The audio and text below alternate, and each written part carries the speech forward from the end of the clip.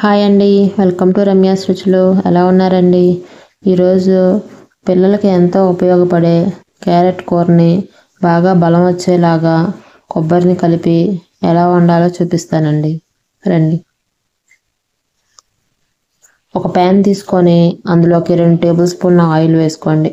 Oil heat అయిన తర్వాత జీలకర్ర, నువ్వులు, ఆవాలు, మినప్పప్పు, పచ్చిపప్పు, ఎండుమిరపకాయ, అలాగే సన్నగా కట్ చేసి పెట్టుకున్న ఉల్లిపాయ, పచ్చిమిరపకాయలు, కరివేపాకు వేసి ఫ్రై చేసుకోండి. ఇవి సాఫ్ట్గా అయిన తర్వాత ఉప్పు, పసుపు వేసి కలుపుకోండి.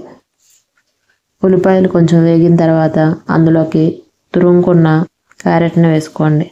ఇలా తురుముకొని క్యారెట్ పెట్టడం వల్ల పిల్లలు ఈజీగా తింటారండి. కాసేపు మూత పెట్టి మగ్గనివ్వండి.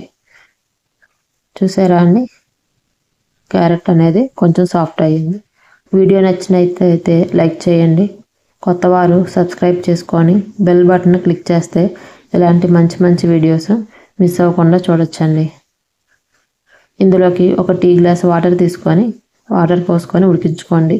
మనం ఎక్కువగా ఫ్రై చేసుకోకూడదండి. అతిగా ఫ్రై అయితే క్యారెట్ కూర అనేది పిల్లలు తినడానికి ఇష్టపడరు. సో మనం ఒక గ్లాస్ వాటర్ పోసుకొని అన్నా సరే దాన్ని ఉడికించుకోవాలి.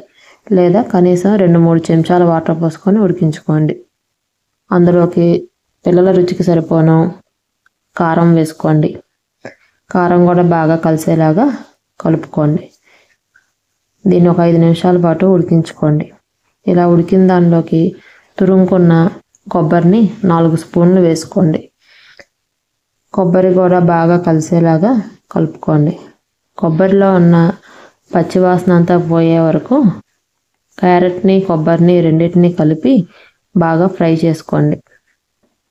ఇది కూడా సిమ్లో పెట్టి మాత్రమే ఫ్రై చేసుకోవాలండి. స్టవ్ అనేది హైలో పెట్టద్దు.